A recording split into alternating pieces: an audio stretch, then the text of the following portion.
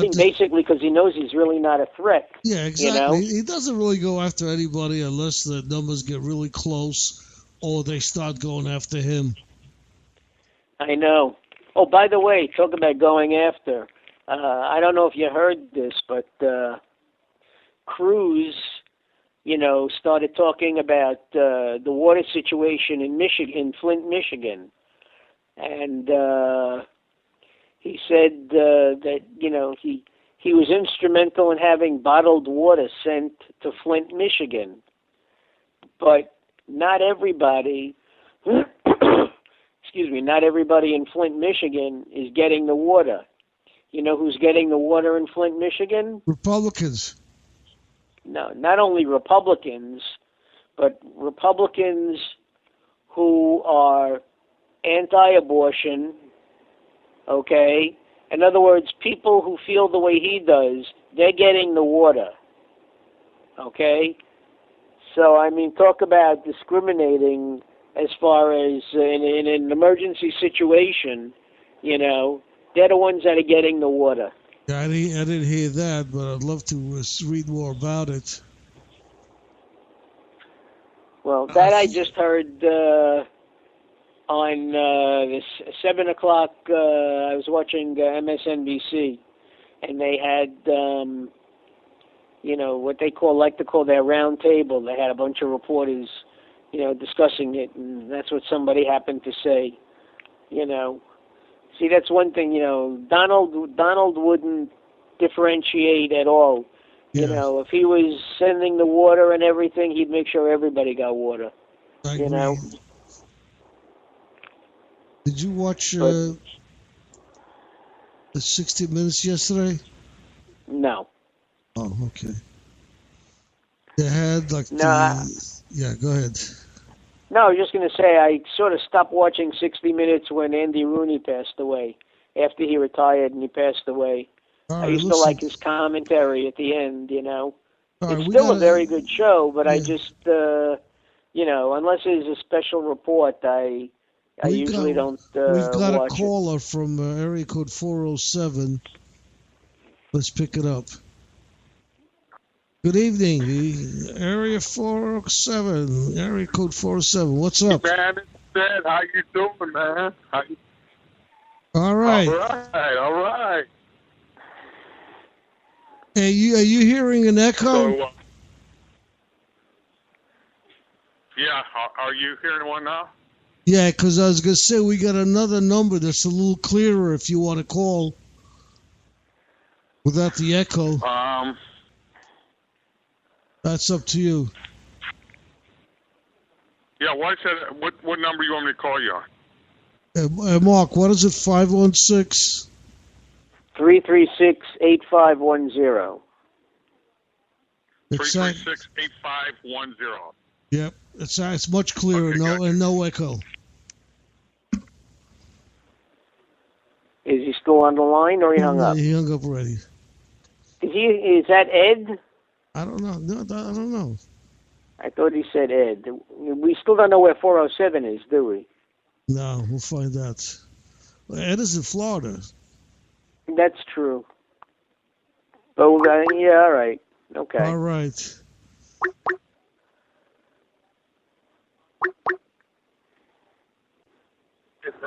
All right, how's that? Better?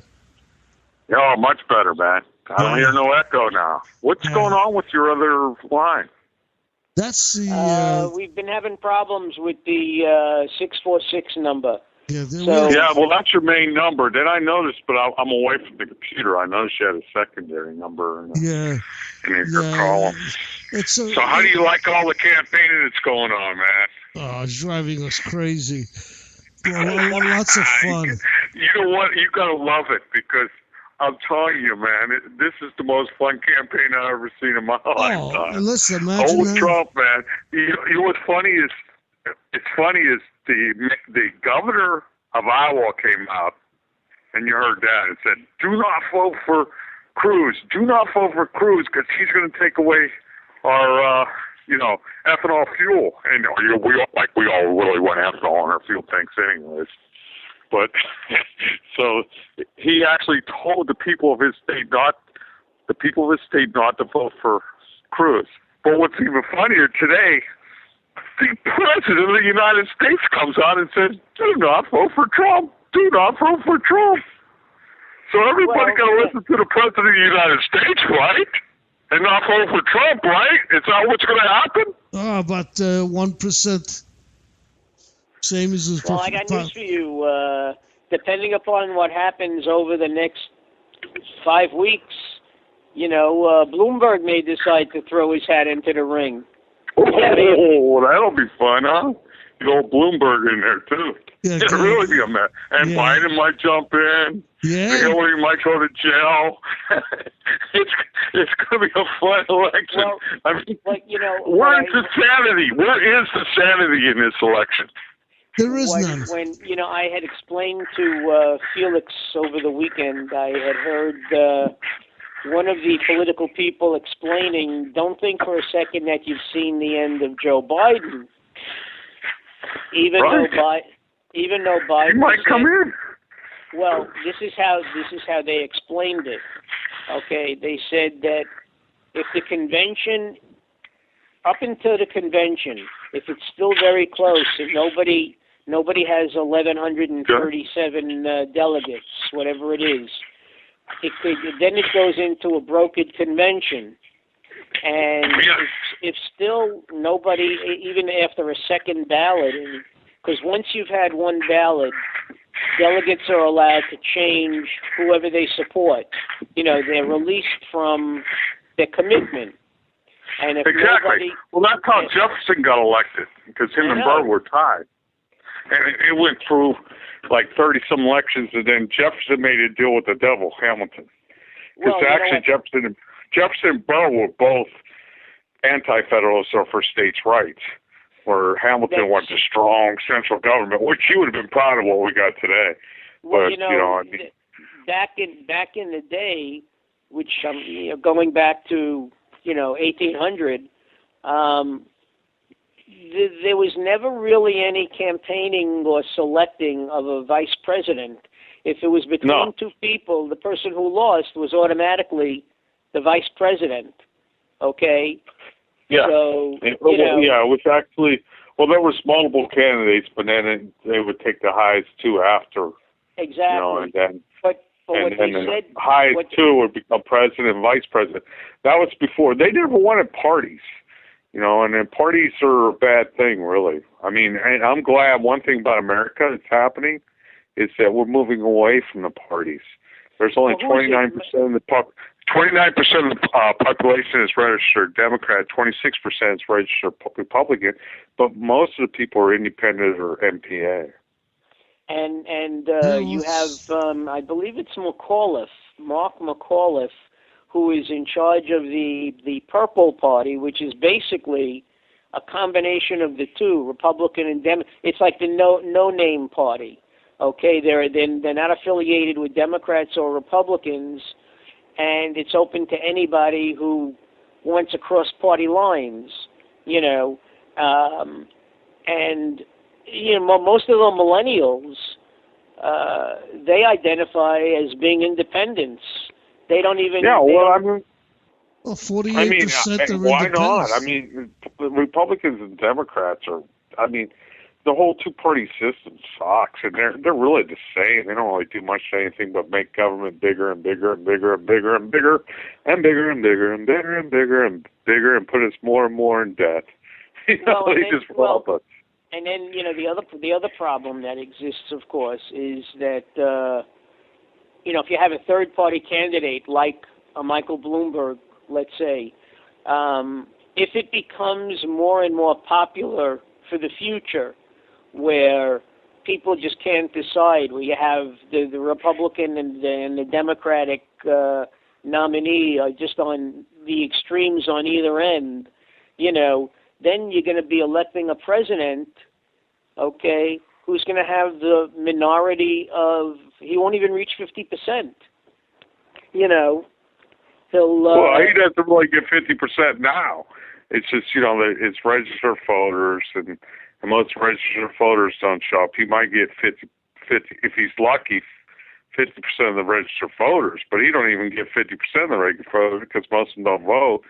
Half of them don't vote, so you're maybe gets 25% of the registered voters. But as far as you look at the numbers of the presidency, it's only like maybe, 80 million, 70 million. There might be 40, 45 or 50 million one way and 40 the other. But most people don't vote for the president. Well, the one that goes in. And that, which is pretty sad, a sad commentary on American politics. Yeah, I'm not a big fan. Yeah, I'm not a big fan of the executive. Well, but the three branches are important as far as checks and balances go. But there's other checks and balances besides that. There's the people's checks and balance, which is trial by jury, and there's the state's check and balance, which is whatever if they make laws that are not enumerated, which they make so many laws nullification. You can nullify, and a lot of states have been nullifying laws throughout our history. I mean, Jefferson and Madison came up with the Kentucky and Virginia resolutions, state nullification is a big check and balance. It's probably the best check and balance we got. Or it's not just state, but individuals that trial by jury. Like the 18th Amendment, very bad law, because D.C. comes up with so many bad laws, it's ridiculous. I can go throughout the history, and they still keep doing it. These guys are idiots. But the 18th Amendment, which tried to outlaw booze, they actually fought it. And what happened? People were going to jury and saying, no, not guilty. We don't care if he makes wine. We're not going to put him in a cage. You don't cage people for making wine. Get out of here. And that's what we overthrew the 18th Amendment. And that's what nullification does. And that's the ultimate check and balance. Let me ask you, what's your name, by the way? Ed. Ed, I thought so. I thought I heard Ed. Yeah, you talked to me. I've talked to you guys. Yeah. Ed from Florida, exactly. right? I remember. From Florida, is it? What? Yeah, and actually down here in Florida, we're working on a big time. If you get a chance, go to the 10th Amendment Center or chrisannhall.com. But we got people that are working heavy on nullification.